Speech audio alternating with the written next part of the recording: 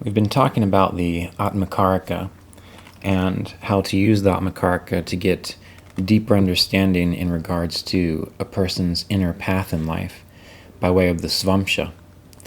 And what is the Svamsha? But again, it is the placement of the Atmakaraka in the Navamsa. So what do? First of all, we figure out, using the birth chart, what is the planet in highest degree? That will tell us the Atmakaraka. And so going through this chart here, we see that Saturn is in the highest degree at 2520. And we don't consider the nodes of the moon in this situation. So Saturn's close to the Sun. The Sun's at 2506, but still, Saturn is at 2520. So the Atmakaraka is Saturn, the sole indicator of Saturn. We see that the Atmakaraka is in Mula. That's actually an interesting position for this person, because this was a political rights or civil rights activist.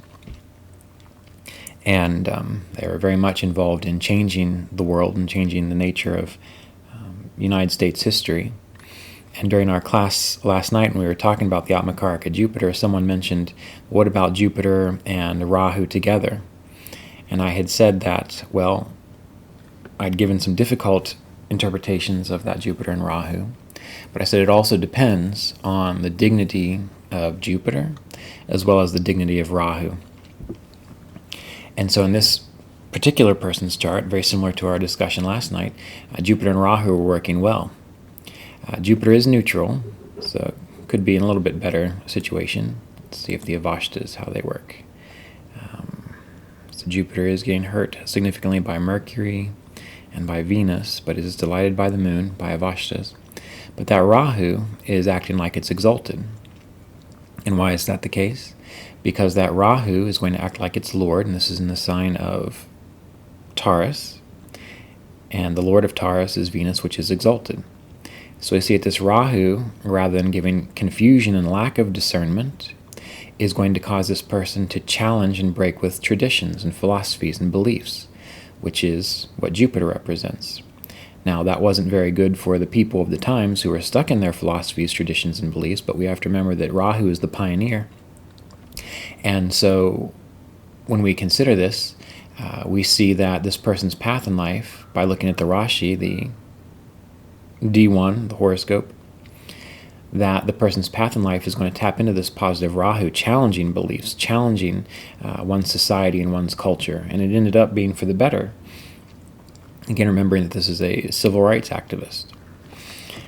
So anyway, just some background information here.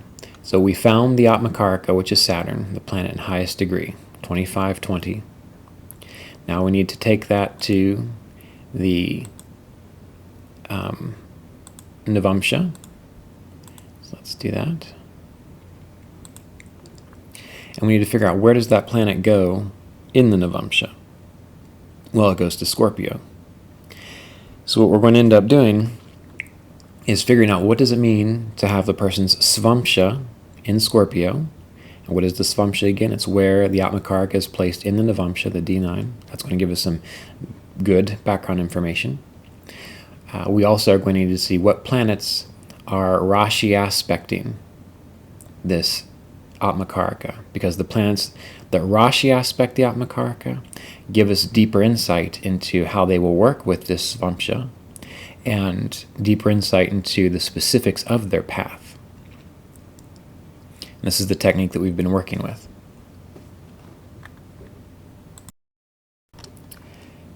And I do have 3 other charts we're going to go through in this particular video here, so that you can see how it applies with different individuals.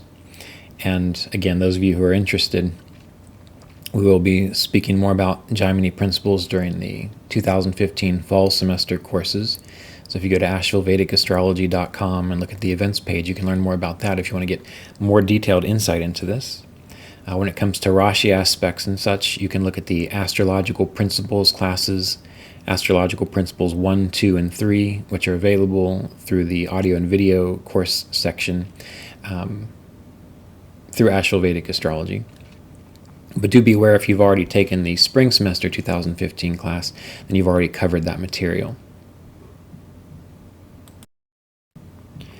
All right, so let's get back to this chart.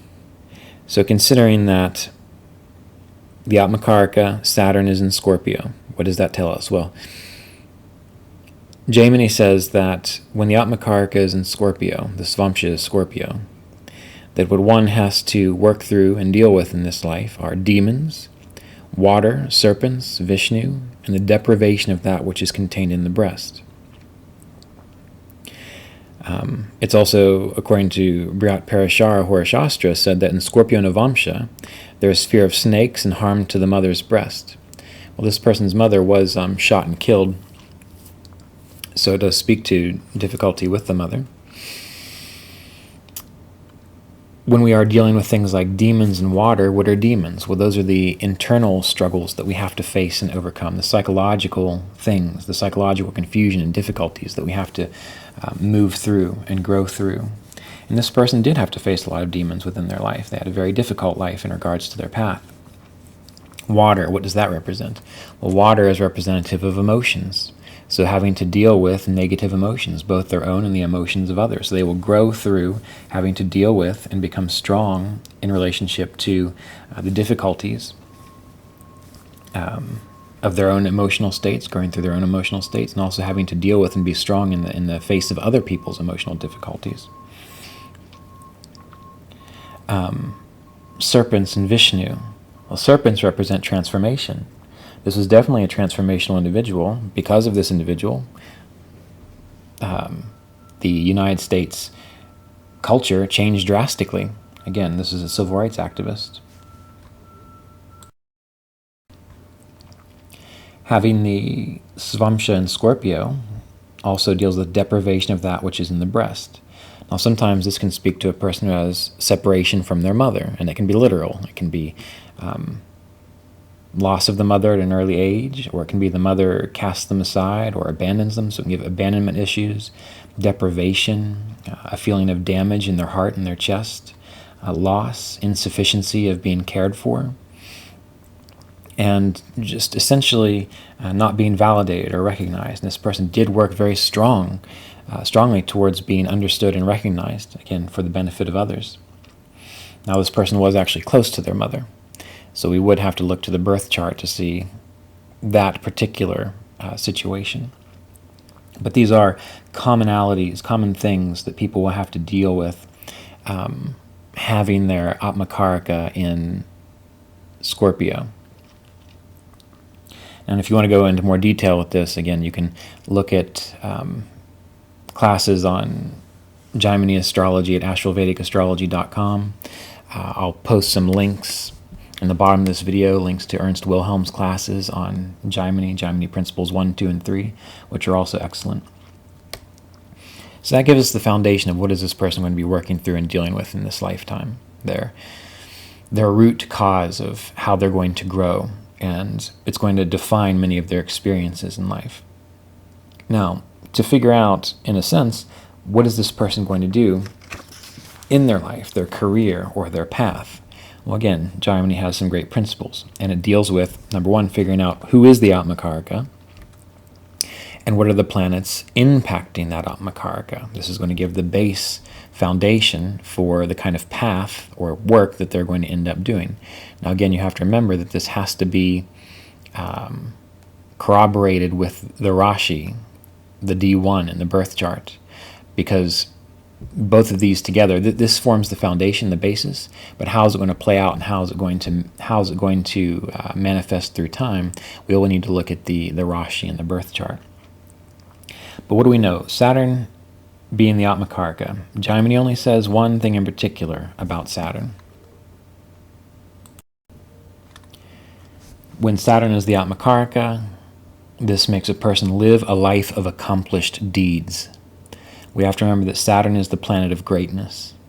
And why does a person become great? Because they work through their trials, their difficulties, their psychological complexes. You only become great at things by addressing your frailties, your inconsistencies, your weaknesses. And so that's the different thing about Saturn is that most people make him out to be bad, but those are only the people who aren't willing to listen to Saturn. Those people who accept the fact that hardship is a reality and that in order to get good at anything, you have to suffer. And maybe suffering can be joyful, especially if you really enjoy what you're doing. But that you have to make sacrifices and suffer and work through all those things that keep you from being great, which sometimes there are a lot.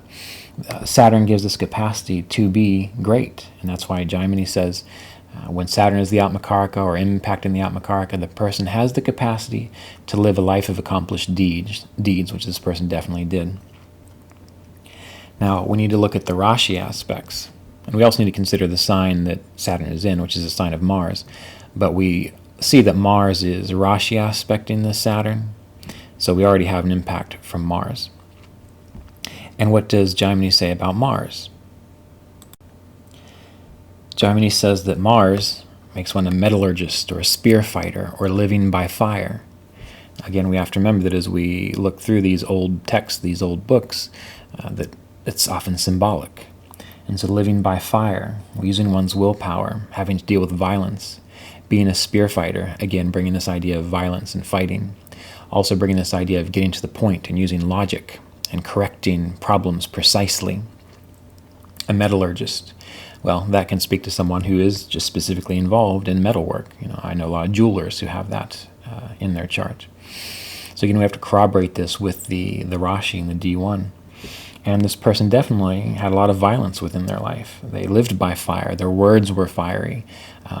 They led many rebellions against the government. And we have to remember that Mars, he's a good soldier, but only when the person's king or leader is just. Otherwise, he becomes a rebel. So we always have to remember that about Mars, that it's not just that he makes a person who is a soldier or a person who causes problems. A good Mars only causes problems when there is injustice. Otherwise, he just follows his orders as he's supposed to. And so this person is fighting against injustice. We see that Jupiter Rashi aspects this Saturn.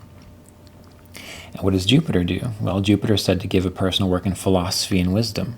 This person's a minister, so they're definitely involved in philosophy and wisdom. Jupiter can also encourage one to become an educator or a counselor. This person was attempting to educate society. Mercury is said to give skills in business, trade, makes one a weaver, an artist, a craftsman, gives a legal career. We have Mercury, Rashi aspect in this Saturn, which brings in, again, this idea of legality and the legal issues he was dealing with. Jupiter also makes one a humanitarian. And humanitarian activities are for the benefit of others. And this person was also nonviolent in his own way.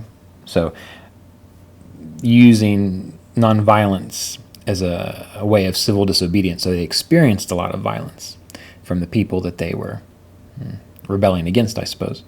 But they experienced a lot of violence due to their own personal nonviolent approach to the situation. And there's other areas in the chart where we think about Jupiter and Mercury from Jaimini's perspective. For example, Jaimini talks about the weapons one uses. And for example, with Mercury, it's said that one is an ascetic of the highest order and armed with a staff. So this is a type of non-violent,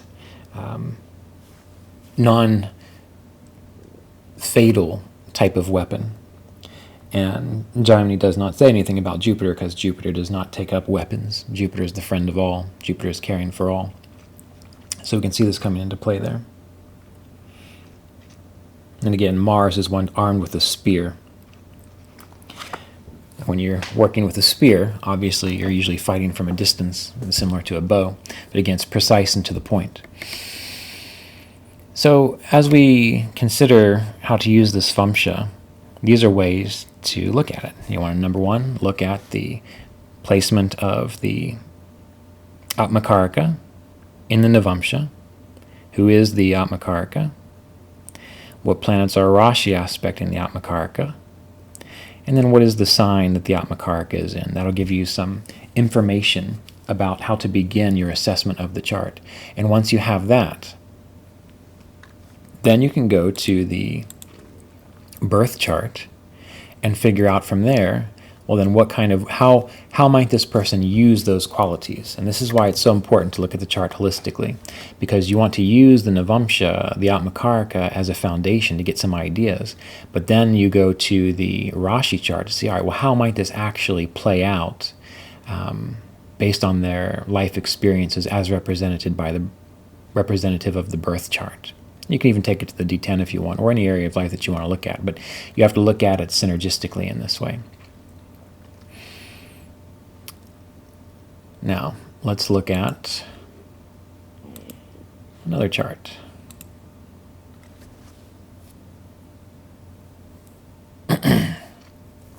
So this is the chart of another person who has Saturn as the Atmakaraka. This is actually Charles Manson's chart. And we're going to just take some time to look at what are the positions, just like we did with the previous chart. So let's look at Jaimini. So we see Saturn is the Atmakaraka. We want to look at the Navamsa specifically. And we see that the Atmakaraka goes to Aries. So Jaimini has something particular to say about Aries, and what is that? Well, Jaimini only says essentially 5 words about Aries. Aries, 5 rats and cats. Now again, we've covered this in the Atmakaraka class, where we're looking at the significations of what Jaimini says about the particular signs, but we're reviewing here. So Aries, 5 rats and cats. Parashara says, when the Atmakaraka is in Aries Navamsa, fear is produced and one is wasted into despondency by the besiegement of rats and cats. A malefic joining makes this more certain. So what does that mean? Again, we have to think symbolically. Well, rats and cats are typically harmless creatures, and they create lots of little disturbances. So it shows a person having a tendency to get caught up in little small frustrations within life, which take them away from bigger accomplishments. So a person will spend too much time looking at inconsequential things and making them into big problems. Now, if we think about Charles Manson, supposedly he had heard the message in the White Album, the Beatles' White Album, about white supremacy and all these funny things. Well, not funny things, they're sad, actually. So he took something that was insignificant, that wasn't probably even true, and he made it into this big aspect, this big purpose, this big drive, which caused problems for so many people. Death and drugs and all kinds of problems. So it can also make a person a thief, someone who steals valuable things, or doesn't know how to put their resources to good use. It's a person who finds fault in things, who causes problems because, again, they feel threatened themselves, threatened by all the things, the small conflicts in day-to-day existence, and they project that out into the world, causing more violence for others. Now, again, this is an exaggeration simply because we are considering Charles Manson. If you know anything about him, he was anything but friendly. So for an average person, this can show a person who gets caught up in the imperfections in life. They never make any progress because they're too focused on scrutinizing the little things. So it's learning to get a sense of the bigger picture, learning to see things more clearly without being so frustrated about the things they feel they have to purify. And with rats and cats, we have to think about cats as being an animal that's very much a clean animal. They keep themselves clean, they're very particular, they can be very picky.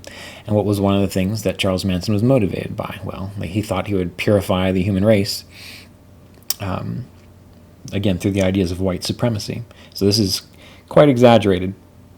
But again, we compare this to the birth chart, and we see that in the birth chart, he does have his Atmakaraka with Rahu and Moon. And Rahu and Moon are almost right on top of each other. And Rahu and Moon, by their very nature, when they're afflicted, and this causes some shame to that Moon, which is the person's capacity to sense things. That's a Lajatati Avashta. One's capacity to use one's senses well and perceive things well. they don't see things clearly. Their mind is distorted. They have a shameful mind in this regard. If you want to learn more about that, see the Lajatati Avashta's class at AstralVedicAstrology.com. But anyway, point being that we see in the chart that the mind, the jiva, the soul, is heavily afflicted. So he's going to blow things out of proportion and not think so clearly. And this is reflected in the Navamsa too, because we see the moon and Rahu are again together in the Navamsa. And we see that the moon and Rahu are aspecting the Atmakaraka. So again, we have to use Rashi aspects. So when we have Aries, which is an active sign, we have the Rashi aspects from Leo, from Scorpio, and from Aquarius. So the fixed signs all Rashi aspect this sign of Aries. And so we only have 2 planets Rashi aspecting Aries. Now, what does Jaimini tell us when we have these 2 planets?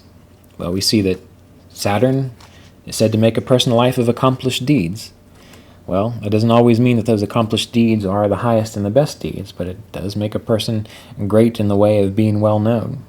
So how is that going to play out? It's going to be very dependent on their birth chart, their Rashi, and the choices they make in life. But it does say that when Rahu is aspecting the Atmakaraka, the one becomes an archer, a thief, a snake charmer, using mechanical instruments and technology. So if other things were pointing in that direction, this person could have been very technologically advanced, because Rahu gives an interest in skills and technology. This person was more likely a snake charmer. And what does a snake charmer do? Well, it gets a person to believe things. This person supposedly had very hypnotic eyes and powers and persuasion over others. And it's coming from the sign of Scorpio, which is another occult sign, which can give these kinds of psychic capacities and powers, understanding the weaknesses and frailties of other human beings and learning to exploit them. When we have Saturn and Rahu, this is said to make one a drug user or a drug dealer or prone to these things. Now, positively, maybe that means the person is a drug rep, or they deal with medicines, allopathic medicines. But negatively, this is said to make a person a drug dealer and a drug user. And why would we focus more on that with this person's chart? Because we have Rahu and Moon together. We have, in the birth chart, Rahu and Moon with Saturn, which is causing a lot of problems between Saturn and the Moon. Since Rahu is involved, this is the Lajatati Avashta for shame, as I mentioned. So we have to always corroborate it with the birth chart. Now, Moon in aspect. When the Moon is in aspect, particularly if it's a full moon, let's see if this is true. Okay, so it's not a full moon, but it's going towards full. If it's a full moon, it's said to give a person skills and education and give them luxuries. Well, this person did think that they were educating others, and many people thought they were getting educated. So these are some ways to, again, look at the Atmakaraka in the Navamsa, the Svamsha, to see how is this going to play out. Always remembering that you have to be able to look at the birth chart itself, and that this is just one step, one foundational technique that Jaimini puts forth to begin to understand the chart. We could look at things like Argala, we could look at the Charadashas, we could look at the Padas, all these different things, but this is the foundation. And then we roll it over to the birth chart to see how might they work with this foundation. And that's where you get your best information. All right, so we have another example here. And this is Sun Atmakaraka. So Sun is the highest degree within this chart.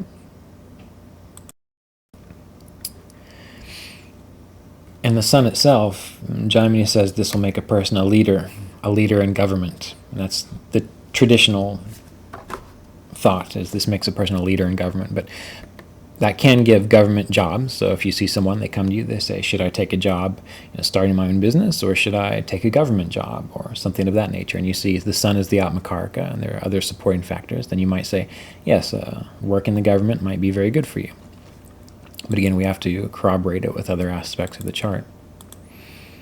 So let's look at where the Sun goes. All right, so the sun goes into Sagittarius, and some of you might remember this chart from the Vimshotari Dasha MP3 course. I believe that's where we used it, where we went into detail with some timing of events in this person's life.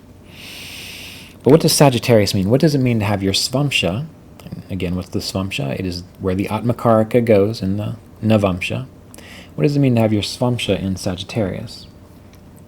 Well, as we discussed in the class last night on Jupiter Atmakaraka, is that in Sagittarius, Jaimini says, while preceding a fall from a vehicle or a height. That's all he says. While preceding a fall from a vehicle and a height. And Parashara says, in Sagittarius Navamsa, there is a fall from one's regular course and height as well as from a vehicle.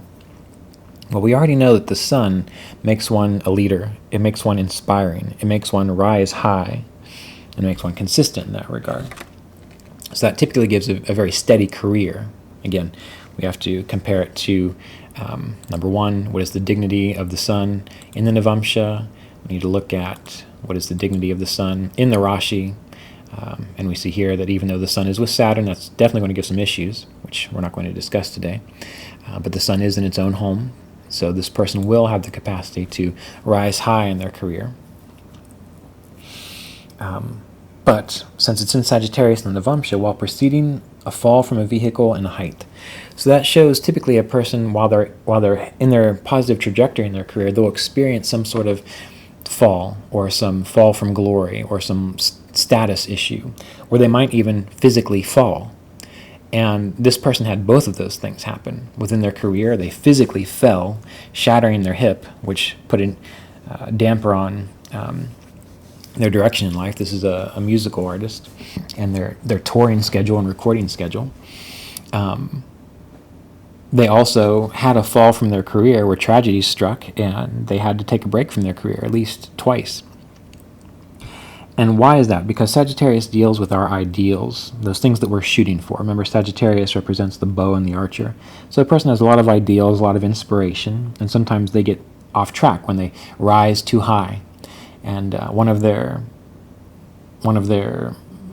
most well-known songs deals with this idea of rising too high, almost like Icarus, where you get too close to the sun because you're so sure of yourself and your wings melt. So with Sagittarius Svamsha, the person oftentimes falls either literally or they fall from their station in life, and that makes them have to stop and reevaluate their philosophies and their beliefs to see what is actually truly important with them. So there's this idea of reaching for high ideals that one is unable to maintain. This gives disruption to their life. Now, if there are positive aspects to this Svamsha, then the person is able to get up and keep going. Beneficial aspects, beneficial Rashi aspects. And they're able to live an upright life and avoid possible falls. So if there are only positive aspects, let's see here. Okay, so the moon in this chart is waning. So that makes the moon malefic. If there are only positive aspects, then they're able to typically avoid the fall. And we see that there is one positive aspect coming from Jupiter through Rashi aspects. But otherwise, we have Rashi aspects of Rahu, Rashi aspects of Ketu, and Rashi aspects of a malefic moon. So they're not able to avoid the fall, but they were still able to get up and to continue on. And they've actually had quite a great career since that time, once they made it through that difficult phase.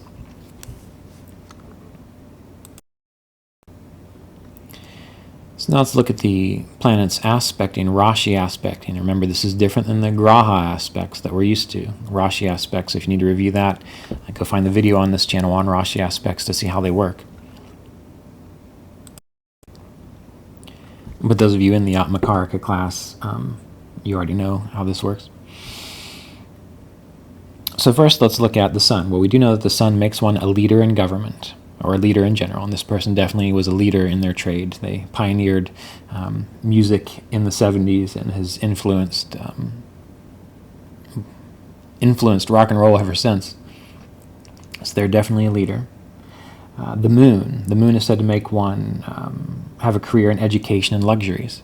This person definitely has or has had plenty of luxuries within their life. This is just from the moon. And when the person had their fall from their career, the thing that they thought about doing was becoming an educator, becoming a teacher. And that was something they were going to do before they got involved in the work that they ended up getting involved in anyway. So we see the influence of the moon there. But Jaimini says that the combination of moon and Jupiter gives authorship skills. So having the Atmakaraka aspected or influenced by moon and Jupiter, which this person does, they become authors or writers. And this person's a prolific writer, a very good writer. And they're a writer of songs, a writer of music, a writer of poetry, but they're still a prolific writer, and their music inspires and influences millions and millions of people. Jupiter itself gets one involved in philosophy and wisdom, creative endeavors. If you listen to this person's music, then you will see that there is a lot of philosophical tones to it. And if you have ever heard this person speak, they do have a philosophical bent, which is kind of fun to listen to. Now, Rahu by itself, we know that Rahu is said to make one an archer, a thief, a snake charmer, mechanical instruments, and technology. Well, again, in the previous chart we looked at, the whole idea of snake charming wasn't necessarily that good. But snake charming persuasion can be used in other ways. And as a musician, it's very important to use that power. Now, whether this person has archery skills or if they're a thief, I don't know. I don't know that about them. Ketu is said to give one a career in elephant dealing and also thievery. Well, what does it mean to be an elephant dealer? Well, there are a few things that we need to consider. Well, when you're an elephant dealer, you have to be able to sell big things. And this person's work sold millions upon millions of records. So they were definitely able to sell big things. It's also said to make a person a thief and a dishonest dealer. The band that this person was in has been involved in a number of lawsuits about songs of other people that they have ripped off. So the thief actually does come into play there and makes a dishonest dealer. The idea of Ketu, there's numerous things that this can be in Sanskrit: a flag, a sign, a mark, a leader, an eminent person, unusual or striking phenomena. And this band did come on the scene in a very striking way, and they didn't rely upon typical media things. They built up their reputation through just performing, and their performing was a striking phenomena. Rolling Stone and all these magazines didn't like them at all, but they ended up becoming one of the biggest bands in the world, this person's musical group. So Ketu does play a role there. So Ketu has numerous indications that we need to consider. So this is another way to, again, get a sense of a person's chart based on their Atmakaraka, where it's placed in the Svamsha, and then the planets, a Rashi aspect in it. Now let's look at one more. All right, so here's another chart. And this person's Atmakaraka is Venus. Yes, Venus. And we see from this chart that Venus is in the 8th house with Mercury and with the Sun. And what does the 8th house itself represent? But the occult, the deeper meaning of life. And we see in the Navamsa, the Atmakaraka goes into Scorpio, which is the natural 8th sign, so it's going to support this kind of path. And this person is an astrologer. Venus is said to be a planet that gives skills in astrology. So oftentimes if the person's Atmakaraka is Venus, it will give skills in astrology. And it's said that Venus, let's see if I have the exact quote here. Okay, and this is coming from the portion of Jaimini Upadesha Sutras, which deals with writing and knowledge from the Svamsha, its 5th, 2nd, and 3rd. So this will apply to Venus being the Atmakaraka. It makes one a poet, eloquent, wise, a sage, and knowing prophecy. So Venus gives the capacity for prophecy, wisdom, intelligence, high power, and art, which is very useful when you are studying astrology. But mainly, Venus gives the capacity to care for others, to nurture others, to bring comfort to others, which astrologers often do. But we also need to consider that nurses do this. People in other caring professions, any person that brings caring and nurturing to others, could possibly have a Venus Atmakaraka or a Venus aspecting influence in the Atmakaraka. But anyway, let's get back to the Navamsa here. And we see that Venus goes into Scorpio, and we've already discussed scorpionic issues with our first chart example. So we'll just look at the influences on Venus. We see K2 is aspecting this Venus. We see that the moon is aspecting this Venus. Now, the combination of moon and Venus together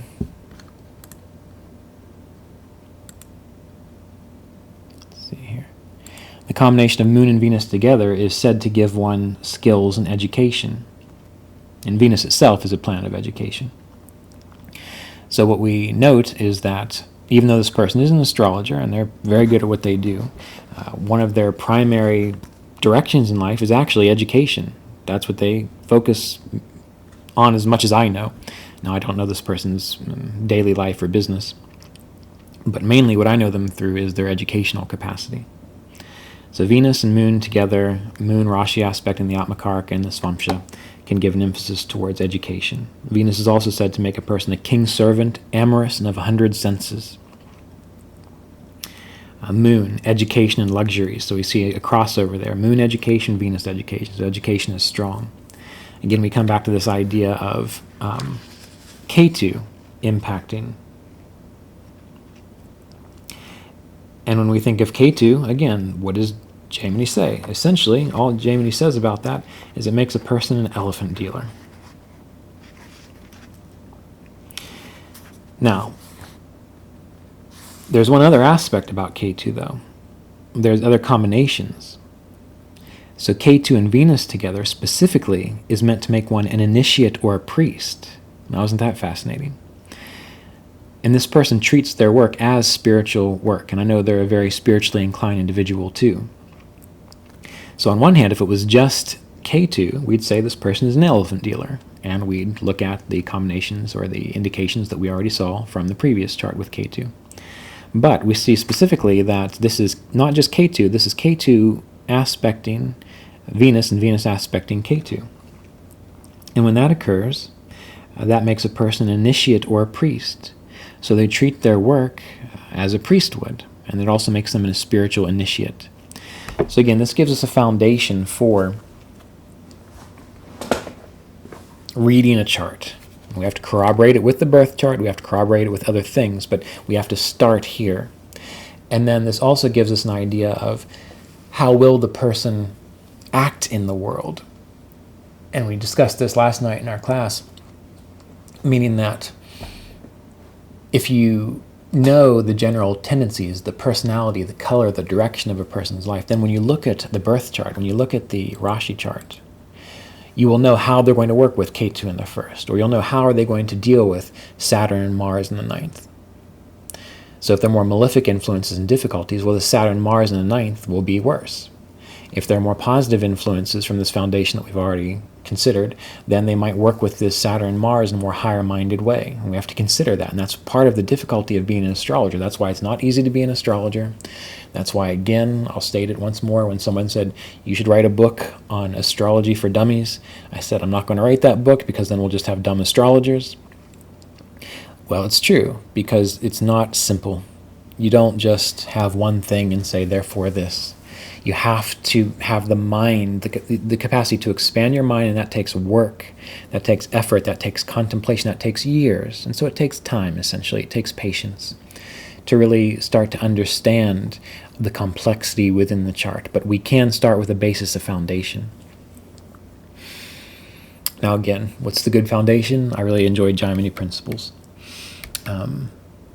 I will post links to classes, Ernst Wilhelm's classes on Jaimini at the bottom of this video. so that you can check those out, and those will give you more detailed information. It goes over the padas, it goes over the intelligences, it goes over the emotional states of people. It allows you to see how to work out Argala, which is very important. It's a complex system in itself, and I found that it matches very well with the Parashara system in regards to looking at the Vimshottari dasha and then figuring out, well, what is activated by the Chara Navamsa dasha as well. And when we have overlap there, then we have more certainty about predictions and things within a person's life. But we have to know how to read the birth chart from the bottom up. So this Atmakaraka class, you are learning to read the birth chart from the bottom up, and you're going to be very good at reading a chart once you have this understanding of what does it mean that Jupiter is your Atmakaraka, Mars is your Atmakaraka. And again, we've already gone over these 2 hours with each particular Karaka. So if you get that in your mind, it's going to help you do so much better at reading the chart, because you're going to have a good foundation. So consider this. Start looking at charts in this way and seeing how it works out. Look at multiple charts. Look at the life path of people. Look at the life path of famous people. And see what you see. And in time, you'll get the hang of it. And you'll be able to do it quickly. You'll be able to do it as second nature, just through practice. Okay. So thank you again for tuning in, and see you next week.